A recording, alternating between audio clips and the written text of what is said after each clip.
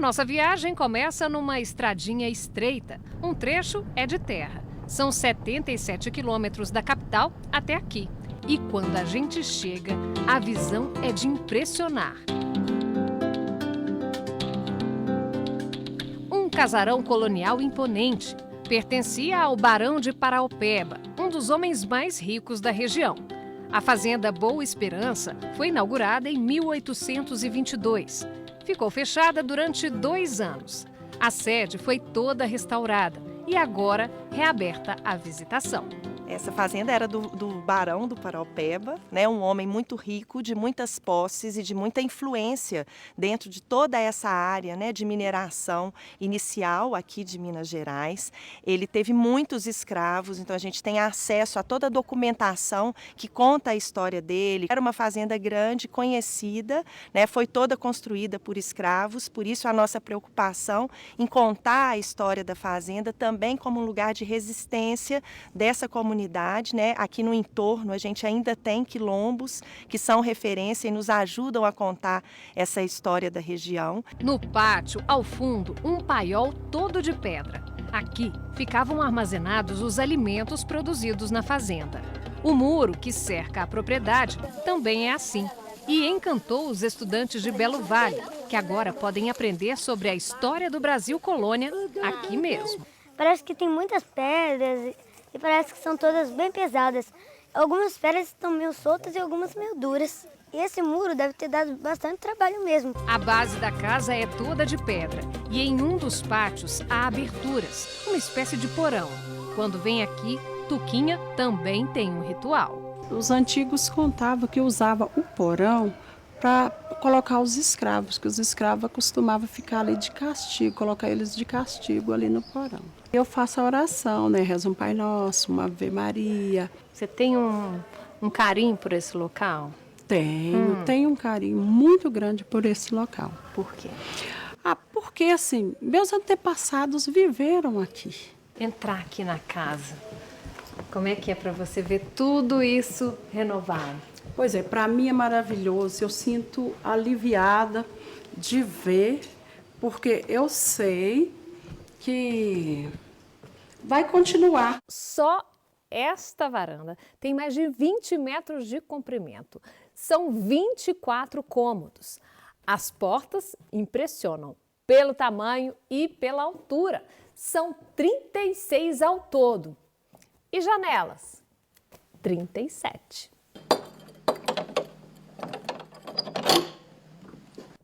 Tamanho da chave, cabe na palma da minha mão.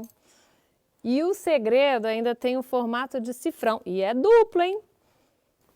Devia ser difícil entrar aqui. Fragmentos de objetos que foram encontrados durante as escavações estão expostos aqui. Louças antigas, ferramentas e até moedas daquela época. Quem vem conhecer se encanta. Os alunos das escolas de Belo Vale agora podem aprender história do Brasil colônia aqui mesmo.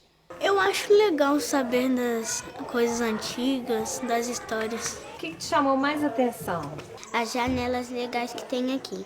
Por quê?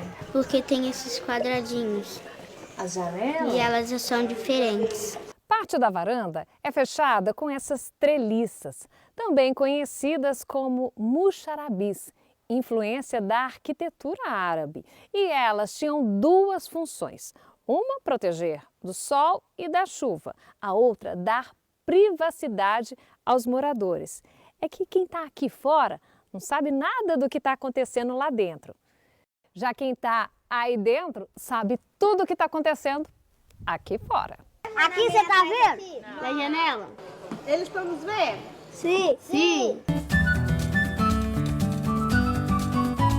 A casa tem um lugar especial, que é uma capela artisticamente importante, né? Ela foi toda pintada pelo João Nepomuceno, que era um artista importante do século XVIII, do final do século XVIII. Dizem que ele trabalhava junto com o mestre Ataíde, daí a gente vê uma referência nas cores da pintura, né, que tem a ver, né? E essa capela mostra também um pouco desse modo de vida, da tradição, né, que é você ter ligada à própria estrutura da casa, o espaço, o templo, né, para rezar, para contemplação e tal. Diferente de outras edificações que você tem a capela do lado de fora, né, como uma outra estrutura construtiva. Essa casa, ela traz a capela contígua, né, à varanda, que é a parte principal, vamos dizer assim, da casa, de acesso à casa. O altar, em estilo rococó, tem detalhes em folhas de ouro. Os painéis que cobriam as paredes estão expostos na sala ao lado, até que a restauração da capela termine. Dá para ver de pertinho o nascimento de Cristo e Maria recebendo a mensagem do Espírito Santo de que vai conceber o Filho de Deus. Esse é o lugar favorito da Tuquinha. Eu adoro o teto, né, que é maravilhoso, né? E também essa janela onde as mulheres, né, que elas não podiam entrar dentro da igreja, né, elas assistiam à missa, os cultos, elas ficavam de fora para assistir às celebrações ou às missas aqui dentro. Por quê? Porque mulher não podia entrar na igreja. E a fazenda também recebeu um hóspede ilustre, não foi, Tuquinha? Foi Dom Pedro II, não te conto uma coisa. Ele veio, dormiu aqui, né, hospedou aqui de passagem, indo para minha comunidade, né, atrás do José de Paula Peixoto, que era o dono da fazenda. Da sua comunidade. Da minha comunidade. Então, ele foi pedir um dinheiro emprestado, né, ao 1,5 milhão, que apelidaram ele de 1,5 milhão, porque Dom Pedro pediu esse dinheiro emprestado, né, para fazer um capricho da sua esposa, né, que hoje em Santos é o Museu do Café. E aí ele hospedou aqui e no outro dia seguiu para o Rio de Janeiro.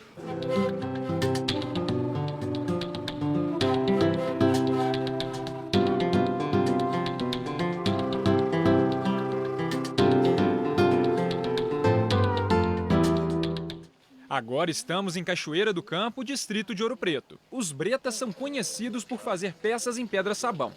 Na casa do Libório, algumas peças estão expostas, outras espalhadas pelo ateliê do artista. Sua casa ela é cheia de peças, começadas, não começadas, quase terminadas. Por que é assim? Pelo seguinte, a gente está fazendo uns trabalhos, eu faço trabalhos grandes, pequenos, não tem aquela coisa, né? Então, uma vez você está fazendo um trabalho, um cliente pede uma peça, então você deixa aqui. Aí você já perde o pico daquela, você vai pondo uma coisa. E às vezes acumula umas obras assim que a gente não termina. Então elas ficam aí 1 ano, 2 anos, às vezes. O senhor não é o único da família que mexe com pedra-sabão e com arte. Mas foi o senhor que começou essa história com seus irmãos? Foi, começou comigo. Como que foi? Começamos lá, foi no Ouro Preto que a gente conheceu a pedra. É evidente que lá que é o cenário da pedra, né? E perto da minha casa tinha um depósito de pedra que levava de lá para fora para moer pedra talco. Essa aqui é a pedra sabão, a pedra mais forte, dura. Então a gente dava lá uns pedaços de pedra lá e tal, meio despistado, e começamos a fazer um cinzeiro, uns bichinhos e tudo, porque já tinha alguém que fazia uns bichinhos lá, seu Bené da Flauta, que fazia umas figas, que fazia aqui, que vendia para turismo e dava dinheiro. Mas a curiosidade, a vontade de fazer diferente sempre foi latente na minha cabeça. E por aí eu fui. Criei, fazia uns bustos pequenos, umas coisas aqui, inventando umas coisas. Depois eu fiz uma pia maior que servia até para pôr na parede por aí. E hoje eu já fiz até portais de igreja, de coisa de fonte, para praça, tudo eu já fiz. O Libório nos levou até a casa do Vicente. O segundo dos 4 irmãos tem um estilo mais moderno, abstrato. Qual que é o seu olhar para a pedra-sabão? Olha, o meu olhar para a pedra-sabão é que ela tem muito mistério, certo? Cada pedra, às vezes, ela apresenta coisas que você não imaginava que ela tinha. Isso depois eu posso mostrar para você. Agora, você pode ver a diversidade de cores, certo? Você pode ver que a gente, muitas das vezes, deixa a pedra no natural. Essa pedra é verde. E Eu tenho ela também como terapia. O meu trabalho absorve 90% do meu pensamento. Além de ser terapêutico, eu estou sempre criando. Eu não sei o que eu vou fazer amanhã, daqui meia hora. Tenho peça para acabar, peça começada de muito tempo. Tenho coisas na cabeça para fazer. Então, a Pedra Sabão é eu e ela.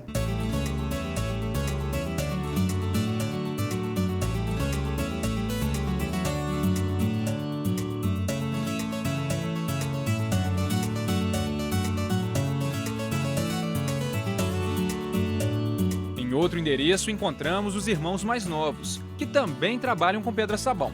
O Duílio se orgulha de todos e garante que existem estilos definidos. Ele foi aprendendo a gostar do trabalho de cada irmão. Seus irmãos falaram que não tem um estilo definido. O Vicente falou que prefere trabalhar mais com peças em estilo moderno, contemporâneo. O seu irmão mais velho falou que gosta de liberdade para poder fazer o que tem. E você? Isso aí é uma coisa engraçada. Eu acho que quem tem um estilo mesmo, que você pode conhecer as peças dos dois, em qualquer lugar, é o Vicente e o Eli. Eles têm um estilo deles, eles fogem do estilo deles, mas eles têm o estilo deles. A escultura do Vicente, para mim, era uma peça amarrotada, né? Que é o moderno, a gente não tinha esse conhecimento de arte. Então, eu ainda, até os 16, 17 anos, eu ficava encabulado de ver que o turista estrangeiro que chegava em Ouro Preto dava mais preferência pela peça do Vicente, porque eu fui sacar isso bem depois. Por quê? Porque o estilo dele na Europa já tinha. E o Libório fazia mais o pesado, que é o barroco na época. Ele estava mais para esse lado, e eu puxei muito para o lado dele, né? E o Eli já veio com o barroco, no estilo dele, ele sempre a peça dele é quinada. Você pode ver, tem um exemplo até aqui, até mesmo o barroco dele, ele costuma deixar quina. Trabalhar assim em família, nessa mesma sintonia, não de forma igual, mas na mesma sintonia, isso contribui até para vocês mesmos? Muito, muito. Porque é muito difícil você ver falar assim, olha, uma família de 4, né? Você vê falar até 2, né? Uma família, principalmente na música, dupla, né?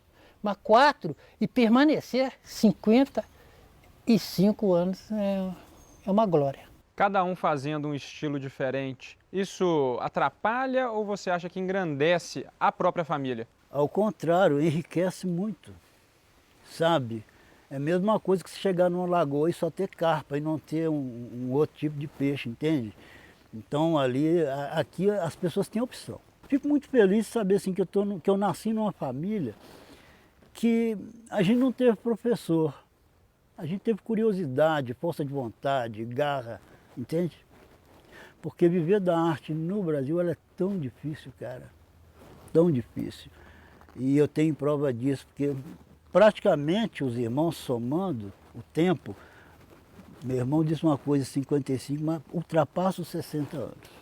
Parece que a arte gosta de ficar em uma mesma família. O senhor acha que a pedra-sabão está na árvore genealógica da sua família? Então, acho que se eu fizer um corte aqui, vai sair uma escultura, entende?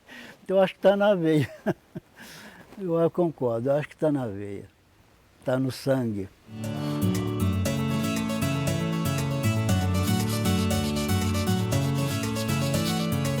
Você vai aprender a receita de um prato com inspiração na cozinha portuguesa e que ganhou um sotaque bem mineiro: arroz de porco.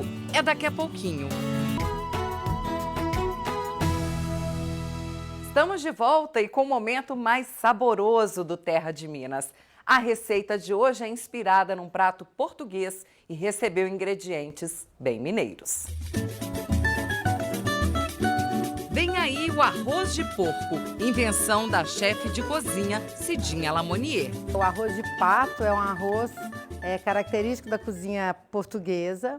É feito com linguiça calabresa, com paio e tudo mais. As carnes são cozidas, depois são retiradas e nesse caldo a gente cozinha o arroz e depois entra com o ingrediente que quiser. Numa viagem para o Pará, ela experimentou um arroz de pato diferente de um chefe de lá. Ele usa a base do arroz de pato português, porém ele usa os ingredientes que são característicos da cozinha paraense, no caso, jambu, tucupi, chicória e outras coisas mais, a linguiça que eles têm lá, para poder fazer o prato dele. E eu fiquei alucinada e minha cabeça já veio purulando ideias para eu fazer. Para mineiro não tem nada melhor do que uma carne suína. Eu peguei e criei o arroz de porco. Cidinha usa 6 carnes no preparo. A gente vai começar o prato utilizando a panceta curada. O que é uma panceta curada? A panceta curada é a barriga do porco, que eu fiz um preparo com sal comum e um pouco de sal grosso, ervas, um pouco de páprica. Deixei na geladeira para poder o sal desidratar essa carne. A cura é um método, né, de desidratação da carne. E aí, depois de 15 dias que estava nesse sal, eu tirei o excesso de sal e congelei. Aí ela ainda fica um pouco mais macia, que é como se eu estivesse fazendo uma maturação. Vamos deixar a nossa panceta curada, soltar a gordura, né? Como a gente vai cozinhar tudo, vamos usar inclusive o caldo de cozimento da carne, a gente não precisa deixar ela dourar, ficar aquela coisa muito crocante, porque ela vai cozinhar e vai perder depois. A ideia mesmo é ela soltar o sabor e soltar a gordura pra gente aqui. A fraldinha do porco também foi curada. A nossa panceta está soltando a gordura que a gente precisa, né? A gente está usando aqui uma paelheira de teflon também para a gente ter um tempo, né, de cuidar mais aqui. Agora eu vou colocar a fraldinha curada. Essa aqui é uma linguiça de pernil, tá? Com ervas. Então agora a gente vai colocar a linguiça aqui. Bom, agora nós vamos colocar um pouquinho do azeite aqui. É o alho e a cebola que estão num azeite aromatizado com ervas e uma pimentinha malaguetinha.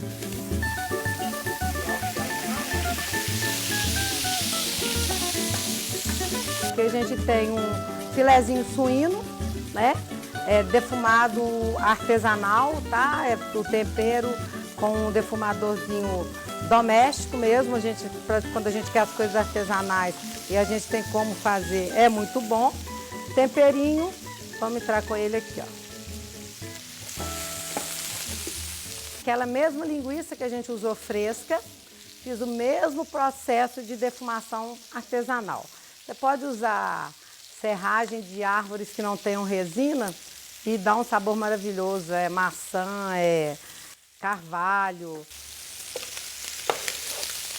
Aqui é o pernil, que ele foi cozido, né, com temperos com alho poró, salsão, cenoura, alecrim, tomilho, e que dele a gente tirou o caldo que a gente vai fazer o cozimento do arroz. Chegou a hora dos temperos e a Cidinha sugere uma combinação que vai dar muita cor e também sabor ao prato, né? Sim. É um trio. Qualquer que seja ele, por mais que a gente ame o tempero, a gente tem que ter um equilíbrio para a gente não extravasar demais assim e perder tudo que a gente fez de tão bom até agora. Aqui eu estou colocando 2 pitadas e meia, 2,5 é ótimo, né? De cada uma das pápricas. E agora vou caprichar na nossa cúrcuma. Tá, agora nós vamos colocar o arroz. Ah, gente, importante falar isso para vocês. A gente vai usar o arroz parboilizado. Por quê? Porque é um prato de cozimento que, se eu precisar reaquecer, se eu estiver usando o arroz agulhinha, ele vai embolar. E o arroz parboilizado, ele não embola. Nós vamos colocar pimentão vermelho e pimentão amarelo. O pimentão verde é um ladrãozinho de sabor. Se eu ponho ele aqui, tudo vai ficar com gosto de pimentão verde. Mesma coisa, o pimentão amarelo.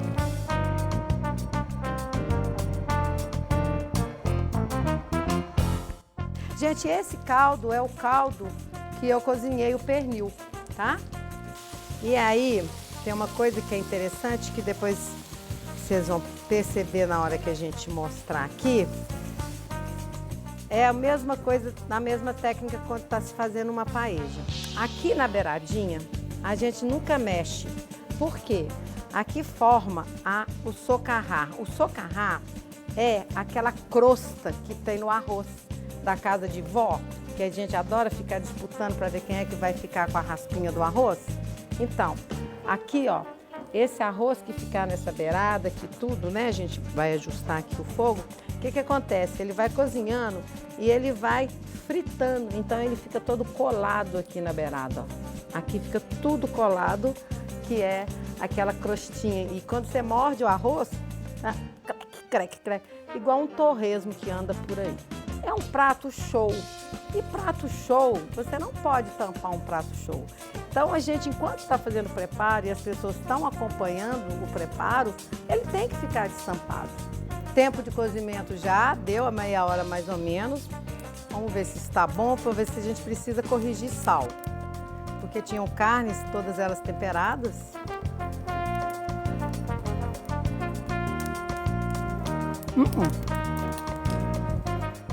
Ça finit. O que eu vou fazer aqui? Salsinha, cebolinha, picadas.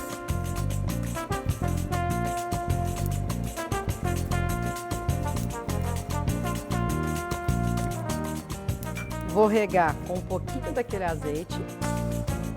O que eu vou fazer com ela? Deixar ela descansar enquanto a gente frita os ovos caipiras para a gente fazer a finalização do nosso arroz de porco. Vamos fazer os ovos fritos. A gente não coloca sal, né? Porque senão eu vou desidratar a proteína e aí eu vou ter probleminhas que esse ovo vai desintegrar. Então a gente só deixa para colocar o sal depois. Todas as vezes que a gente está fritando o ovo, a gente bate. Aqui eu tô batendo com essa colher, mas eu posso bater com um garfo, ó. Porque aí o que acontece? A clara vai descer e vai fritar. Enquanto isso, chega uma visita surpresa ao sítio. O tucano pousa numa árvore e depois se refresca na piscina. De volta ao fogão a lenha para terminar o arroz de porco. Vamos fazer a finalização e vamos servir o nosso arroz de porco.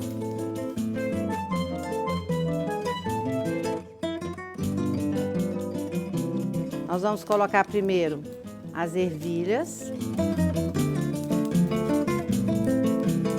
Agora a gente vai colocar a mostarda. Eu estou usando a mostarda porque é uma planta, né, bem mineira, uma planta alimentícia não convencional. Eu estou levando crua para poder ela ter mais vivacidade aqui, né? Agora a gente vai colocar essas maravilhosas criaturas. Espiga de milho verde cozida.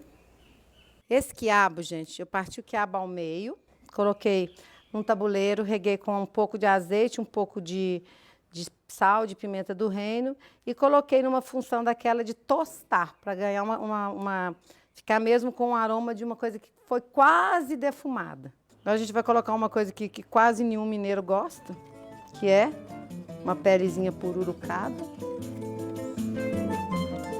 Agora, vou pegar um pouquinho daquele azeite temperado e para dar aquele toquezinho de cozinha contemporânea, a gente coloca uns brotinhos aqui, só para dar uma cor, uma vivacidade no prato.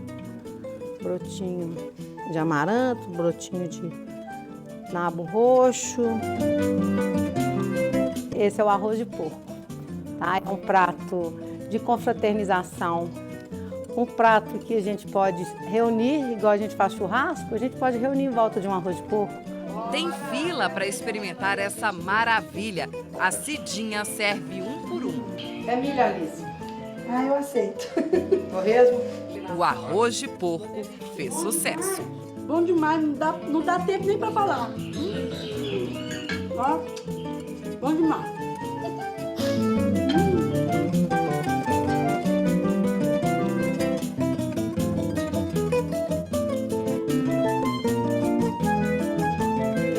Terra de Minas fica por aqui. Até a próxima!